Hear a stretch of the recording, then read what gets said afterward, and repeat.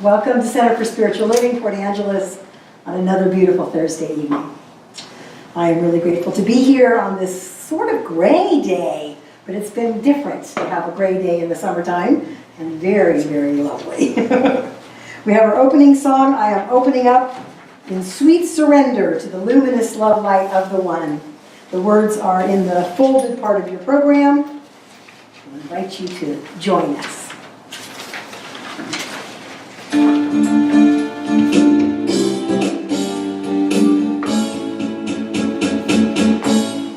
I am opening up in sweet surrender to the luminous love light of the One. I am opening up in sweet surrender to the luminous love light of the One. I am opening.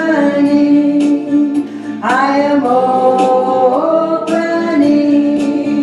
I am opening. I am opening. I am opening up in sweet surrender to the luminous love light of the One. I am opening up in sweet surrender to the luminous love light of the One. I am opening. I am opening. I am opening. I am opening. I am opening up in sweet surrender to the luminous love light of the One. I am opening up in sweet surrender to the luminous love light of the One. I am opening. I am opening. I am opening. I am opening. One more time. I am opening up in sweet surrender to the luminous love light of the One. I am opening up in sweet surrender to the luminous love light of the One. I am opening. I am opening. I am opening. I am opening.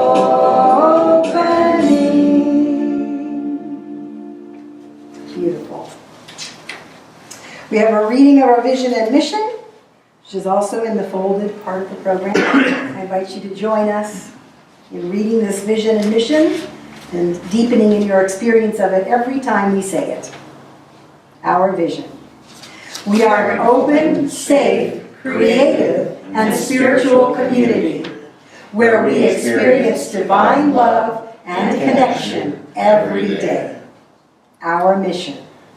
Through spiritual, artistic, and social gatherings, we experience and express divine love. Our intentions create ripples of compassion into the world. And so it is. I have a few announcements of upcoming events. The first one is that next Saturday is our big party. Not this Saturday, but next Saturday is our big anniversary party in conjunction with the Interfaith Community of Clallam County. I really invite you to come to this event. It's from 1 to 5 p.m. and there will be live music, it'll be a potluck, there'll be dancing, there'll be ceremony, there'll be conversations and connections galore. So come on down, have a great time. Bring a potluck dish to share and your own chair or blanket. We will have tables and chairs available, but bring a couple extra just in case. We also have our open men's circle, which will be the following Saturday, and that's led by Uric, and that is based on a thing called the Mankind Project. It's all about how to be the most authentic man that you can be, the most vulnerable, the most authentic, the most real that you can possibly be. So I invite you to check that out. All of our information is, of course, on our website. We have an abundance or a relationship workshop coming up on August 9th. and that is from 7 to 9 p.m. on Wednesday, and it's a continuation of a series, but it is also a one-off, so even if you didn't come to the other ones, you can still come to this one. All about relationships. We don't ever have issues around that, do we? Any kind of relationships. Boss relationships, family relationships, romantic relationships, friends, you name it, we're going to cover it. We also have our Women's Wisdom Group meeting on the second Saturday of each month, and that's from noon until 2 p.m. And that, of course, is just for women, so come on down. It's a safe space to be heard and not fixed. So we appreciate anybody who shows up. I invite up Reverend Dr. Clancy Blakemore for our opening reading, our brief time of silence, and an affirmative prayer.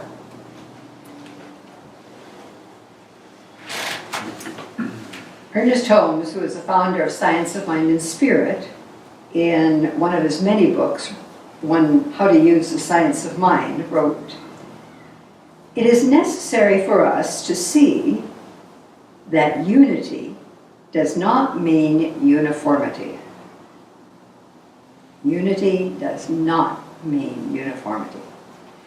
And that the changeless nature of the original mind in no way imposes monotonous action. No way imposes monotonous action.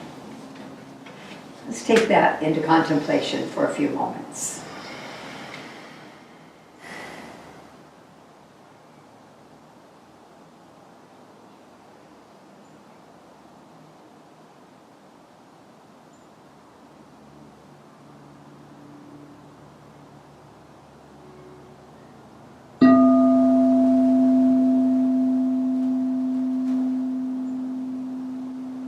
Simply absorbing the vibrations from the bowl, the sound of distant playing, the breeze in the trees. Just remembering that all there is the one spirit, the one life. And within that unity is all creation, all truth, all love, all beauty. It is in, through, and as the one, and as it there, it must be in and through all of its creations. So therefore it must be within each person, everywhere. No yabbas, just the truth, present in everyone. Love, peace, joy, beauty. And so I know that as we move into this time together, that we are resonating with this feeling of being, expressing the one, within the one, uniquely. And all is well as we contemplate in that unity, the uniqueness, and know that the service truly does serve as it touches lives all over the globe. I'm so grateful to know this truth and simply allow it to be just as it is. We hand it over to Spirit. We know it is done. It is complete. And so it is. This song popped in the middle of the night a couple of weeks ago, the first couple of lines, and so I had to wake up, get out my piece of paper and pen and jot down some words, and then here it came. So here it is.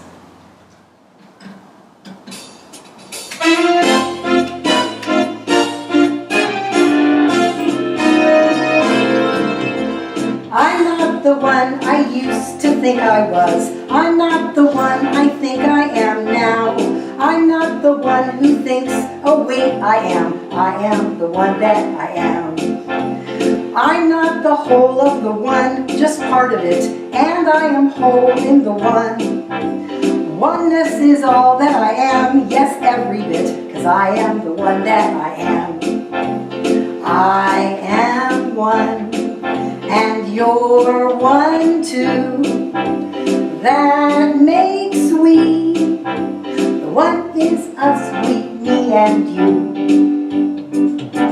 You're not the the one you used to think you were. You're not the one that you fear. You are the perfect one who's always been. You are the one who is here.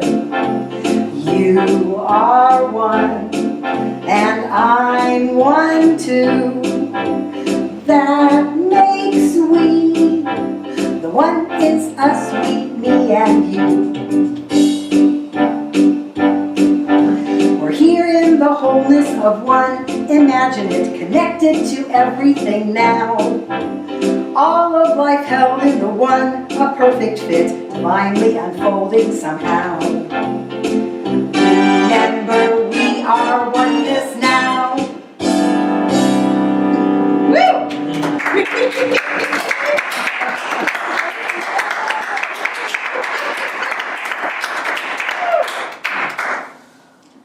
It just made me laugh. And it's very true. We are one, and yet we are not. We are a yes and. In improvisation, which I use as a spiritual growth tool when I teach improvisation classes, there's this game called yes and. So instead of yeah but, which creates a separation or a negation, yes and includes everything. And so there's this really cool concept that we believe in deeply here, that everything is oneness, and yet everything is individualized, is unique, is specifically designed, uniquely different from each other. There's been a shift in consciousness in our country, maybe in many other countries, and for a while, as we began to learn and grow and discover the beauty in difference, we also at the same time tried to negate it. We would say things like, well, I don't see difference, or I don't see color, or I don't see race, or I don't see ethnicity. And nowadays, we are discovering that doing that is not beneficial. Not recognizing and honoring the differences in life negates someone's felt, lived experience. And it devalues them and disempowers them when we do that. I got to be blessed with a diversity class in my ministerial program. One diversity class. It should have been, a lot longer and a lot bigger. And I can tell you, in every diversity class I've heard about since that time in ministerial school, every single time there's all this stuff that gets brought up. And the big challenge is this kind of thinking.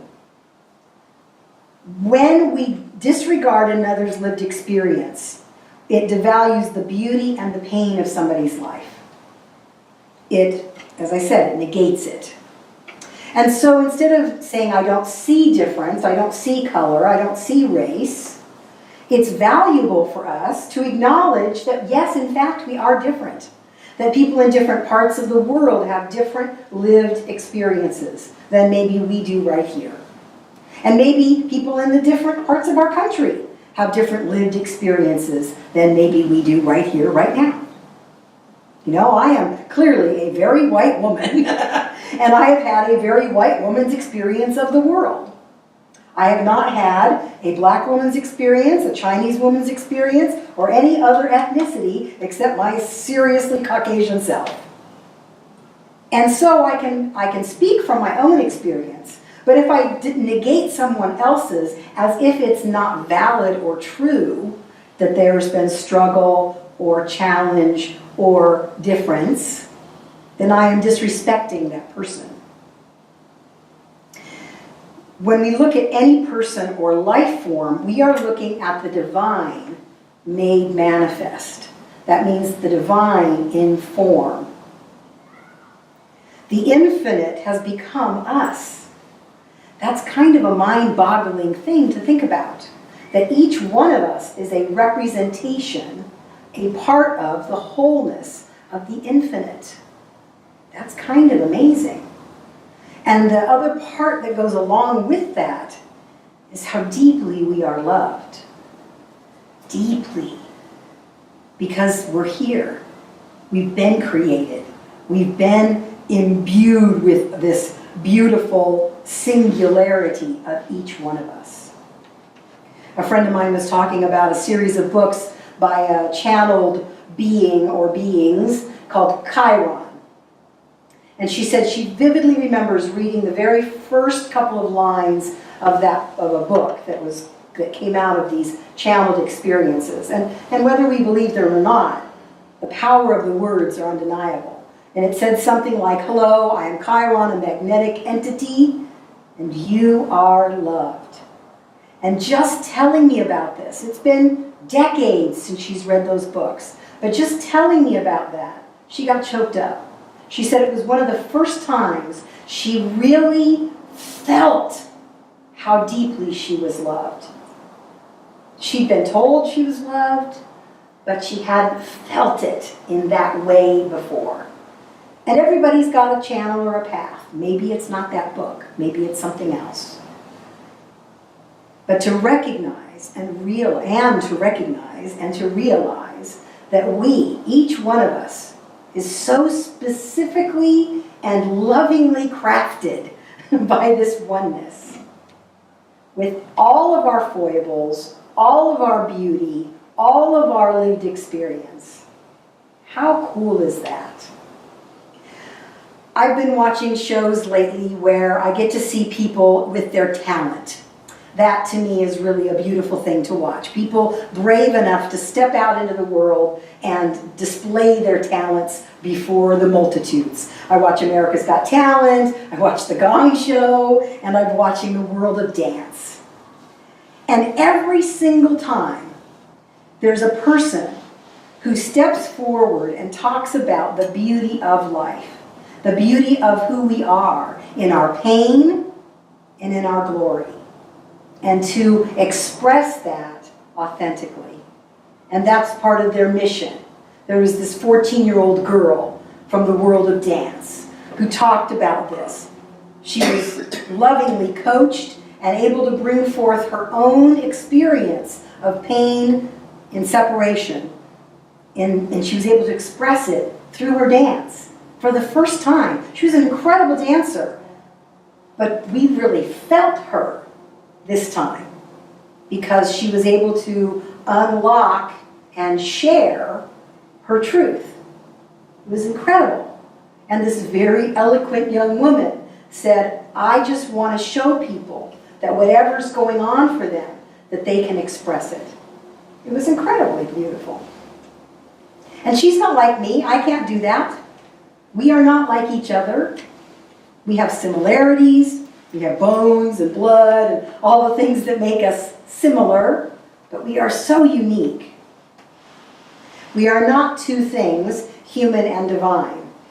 We are the thing itself, which is what Ernest Holmes calls God or spirit, the thing itself. We are the thing itself right here on earth. Ernest Holmes said in a book called Thoughts Are Things, "Life has set the stamp of individuality on you. You are different from any other person who ever lived. You are an individualized center in the consciousness of God. You are an individualized activity in the action of God. You are a masterpiece, an original, never to be duplicated." We wouldn't want to see the same piece of art over and over again. We wouldn't want to see the same flowers over and over again. When we look out at nature, we don't want to see the same trees and the same plants over and over again. So why is it that we have this sort of innate nature as human beings that we need to see sameness in each other in order to feel safe? That seems crazy to me. Why is it we cannot see difference and revel and celebrate and be joyful in that? Because ultimately, we're all in the same boat. Literally, we are all within this oneness. And we can coexist even within our differences. Unity does not mean uniformity. Thank goodness. Thank goodness. How boring would it be? I know I've seen at least one science fiction story where everybody was the same, and how boring that was. I think I vaguely remember they were all in like the same outfits and everybody was bald. I don't even remember the name of the movie, except I vividly remember how boring it was to have everyone be the same. Individualized but never individual means we're never alone. Never. We are unique, individualized beings within this oneness. And so we can never be alone. We are always supported by this thing that loves us so much. And sometimes it's hard to feel that in the midst of the chaos of life. It's hard to feel that love sometimes. So how do we embody it? How do we experience it? It takes intention. It takes a willingness. It takes commitment to seek out places, people, and experiences that will remind you of the wholeness that you are, of the beauty that you are, of the perfection that you are. So that when we forget, we have constant reminders built into our life that will help us to rise and rise and rise again. I love the idea of being buoyant. That when we sink down to the depths of the sea, we can bubble back up to the surface, regardless of what's going on. Another great quote by Ernest Holmes in The Science of Mind said, mind, which is another word that we use for the oneness, mind is individualized but never individual. This mind, which is universal, will never be anything less than universal. It can't be. It will never be individual, but it will be individualized. This is my favorite part. It's the best analogy I've ever heard. There is a great difference between individual and individualized. The wave in the ocean will never be a wave by itself. It will be the ocean as a wave. That's a great way to think about God. We are the wave in the ocean. We can't be a wave by ourselves. We can only be the ocean, spirit, being us as our particular unique wave. Some waves are big and crashy, some are little puddles, and they change all the time, just like us. I love that analogy. And the other thing that I love that didn't come from Ernest Holmes, one of the other ministers in our movement said, the ocean doesn't deny, hate, or judge any of its waves. It doesn't. The ocean just goes, oh, look at all these cool waves. And down in the deep, there's no waves at all. There's just this movement, this subtle flow. And all of it's good. The rose doesn't care that it doesn't look like the lily. And the daisy doesn't care that it's not a lily. They're just doing their thing, unique and individualized and beautiful. One we classify a weed, and the other we don't. But neither is less beautiful than the other. They have their own unique beauty. Every incarnation is necessary, is vital to the totality of this oneness of spirit. Ernest Holmes says also, unity and uniformity are not the same thing. No two blades of grass are alike. What does that mean spiritually? It means that incarnated within each one of us is not only a divine spark, not only an incarnation of the living spirit of the cosmos, but a unique presentation of the cosmic whole. I think that needs to be our affirmation for the week. It's not in our program, but I am a unique presentation of the cosmic whole. That's a great thing to put up somewhere where you can see it. So when we worry that, oh, I wish I was more like so-and-so or more like such and such, well, we're never going to be that. We're only going to be us. So we get to be the best us we can possibly be. I was sitting in here waiting for us to begin and picked up Science of Mind textbook and just let it fall open. And there was a really great section that came up here. And there's a really long part here, but I love the whole of it. It's so good. I want to read 2 little sections. Spiritual experience is a fact. Spirituality may be defined as an atmosphere of good, the realization of God. It cannot and does not borrow its light from another, no matter how great or noble that other may be. It springs from within, coming from that never-failing fountain of life, which quenches every thirst, whose source is in eternity, the wellspring of self-existence. It is a revelation of the self to the self, putting one back on the track of their own self-dependence on spirit, their own at-one-ment with reality.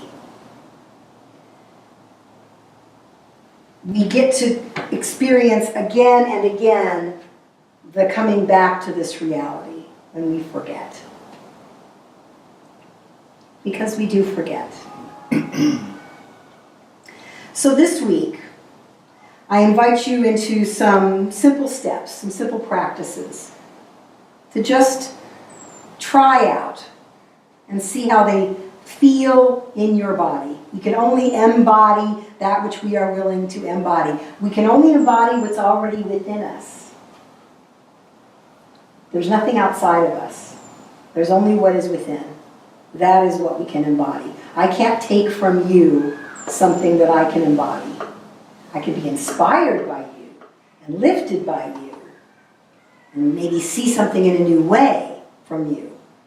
But I can only embody what's within my own self. And we have everything necessary already within us. I taught some kids today in a community theater youth program. And I taught this earlier this week. And I haven't done any drama teaching for a while, and it was fun to do this. And the first thing I started with was I said, everything you need to be a good actor, you already have right this minute. What do you think you need? And they're saying costumes. No, we don't have any costumes right now, but you still have everything you need right now. Oh, makeup. No, we don't have that right now.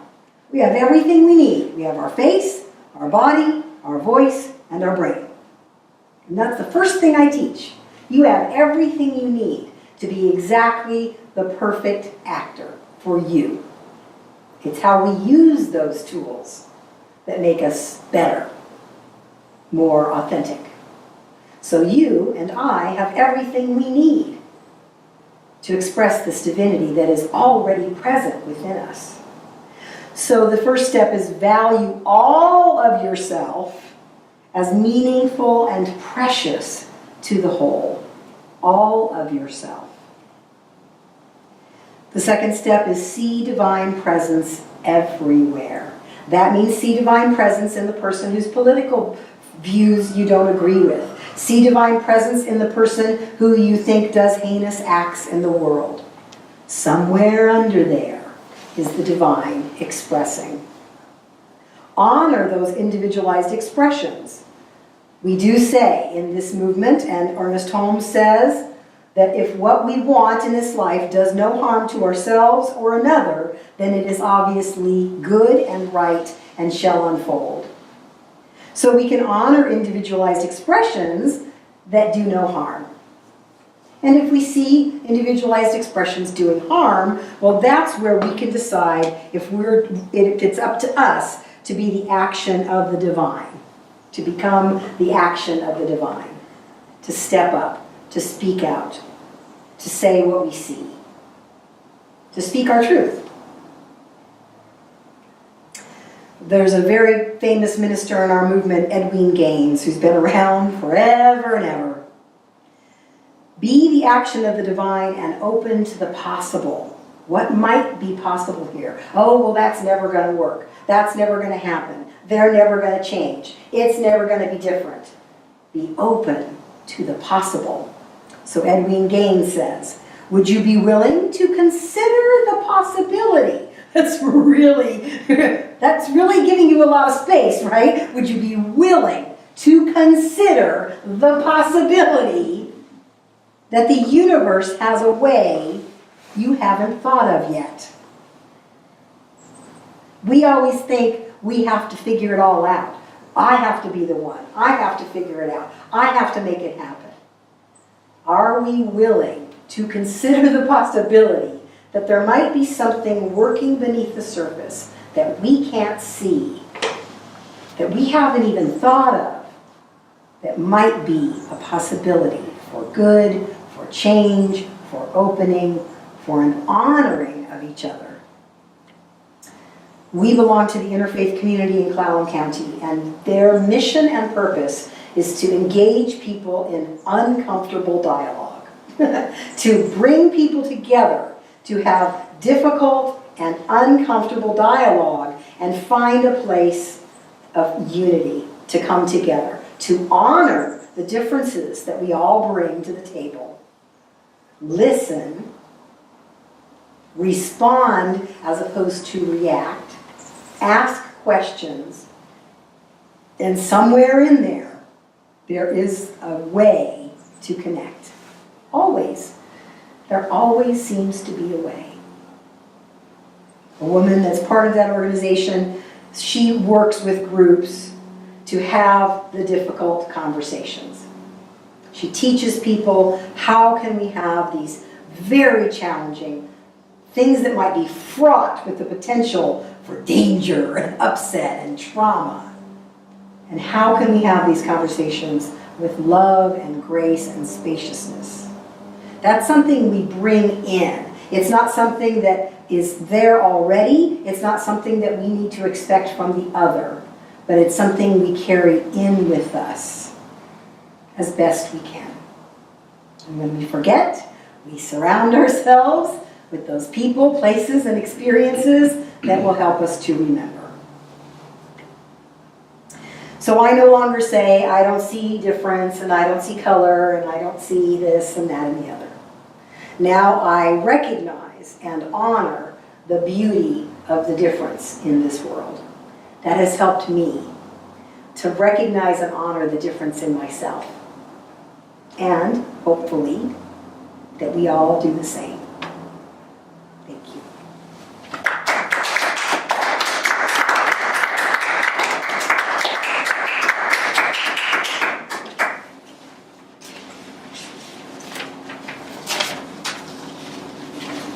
We have an affirmation in our program.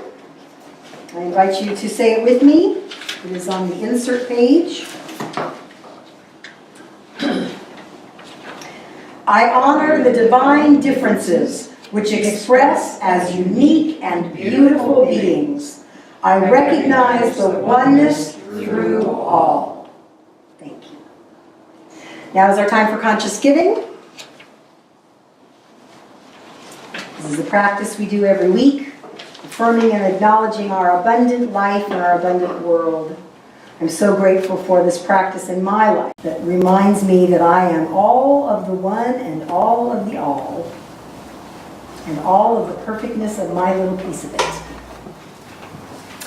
Thank you. I invite you to say the conscious giving affirmation together with me. I am open to give. I am open to receive. I am grateful to be in the flow of life through and as me. I'm grateful for these gifts and all the ways that they support this work in the world. I invite you to stand for our closing song, Song Universal. All you have to remember is Shalom, Hallelujah. That's the simple part.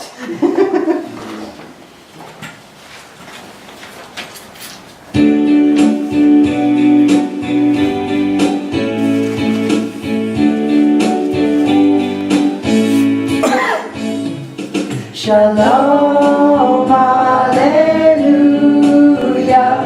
Shalom, Hallelujah. Shalom, Hallelujah. Shalom, Hallelujah. Shalom, Hallelujah. Hallelujah. Shalom, Hallelujah. Hallelujah. Shalom, Hallelujah.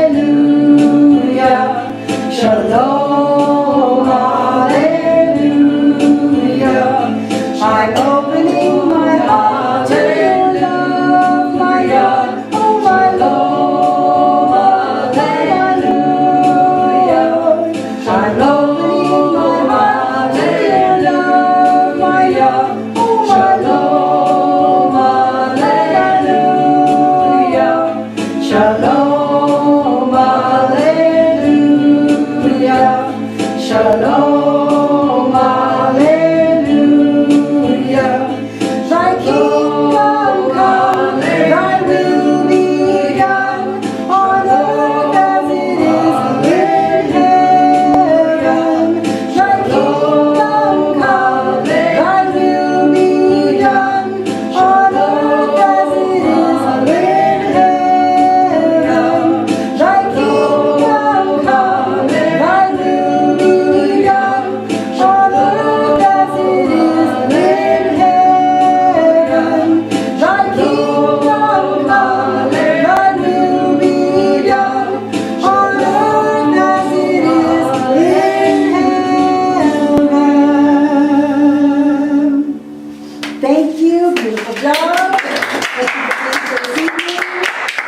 As always, I'm grateful for your presence.